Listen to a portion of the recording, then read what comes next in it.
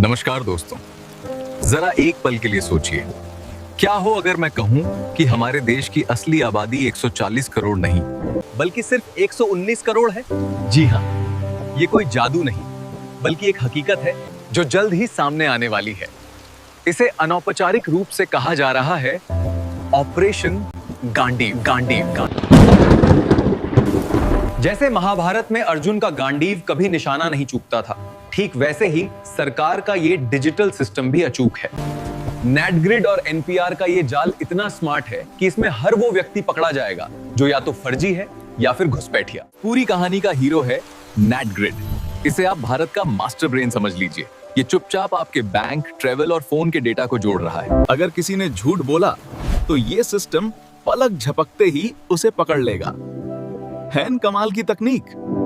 और फिर आता है एनपीआर। अब सिर्फ नाम पता नहीं बल्कि आपकी आंखों की चमक और घर की लोकेशन भी रिकॉर्ड हो रही है। इस डिजिटल स्कैनिंग में वो करोड़ों लोग सिस्टम से बाहर हो जाएंगे जिनका भारत से कोई पुराना नाता यानी लेगेसी डेटा नहीं है। दूसरा हथियार है एनपीआर एक्टिव। अब नाम के साथ आइरिस और जियो टैगिंग भी जुड़ गई है। जब ये डेटा मिलाया जाएगा तो जिनके पास लेगेसी डेटा नहीं है वे तुरंत पहचान लिए जाएंगे। इसका सबसे खूबसूरत असर हमारे चुनावों पर होगा। सोचिए, जब मरे हुए लोगों के वोट हट जाएंगे और फर्जी वोटर्स गायब हो जाएंगे तो लोकतंत्र कितना साफ और मजबूत हो जाएगा। 10 से 15% फर्जीवाड़ा हमेशा के लिए खत्म।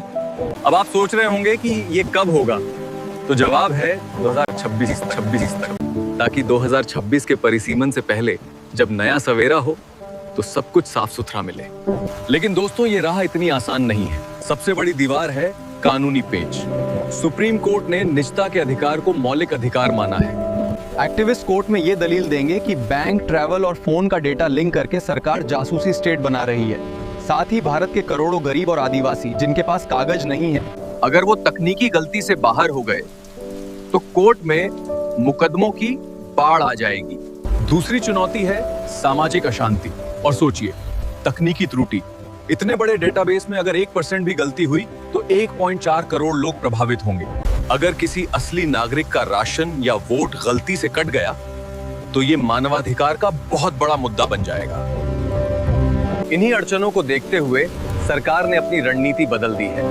अब एनआरसी का शोर नहीं मचेगा बल्कि काम साइलेंट मोड में होगा। सरकार सीधे घुसपैठिया नहीं पकड़ रही बल्कि राशन और बैंक खातों को आधार से जोड़कर फर्जी लाभार्थियों को हटा रही है।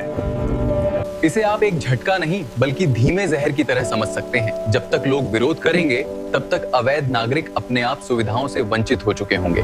तो संक्षेप में ये एक लंबी प्रक्रिया है। अड़चने बहुत हैं लेकिन तैयारी उससे भी बड़ी है। ऑपरेशन गांडीव पर यह थी हमारी पूरी रिपोर्ट। जानकारी अच्छी लगी हो तो शेयर जरूर करें। जय हिंद। वैसे दोस्तों, अभी आपने वीडियो में जो बारिश देखी, घबराइए मत, वो मौसम की खराबी नहीं थी।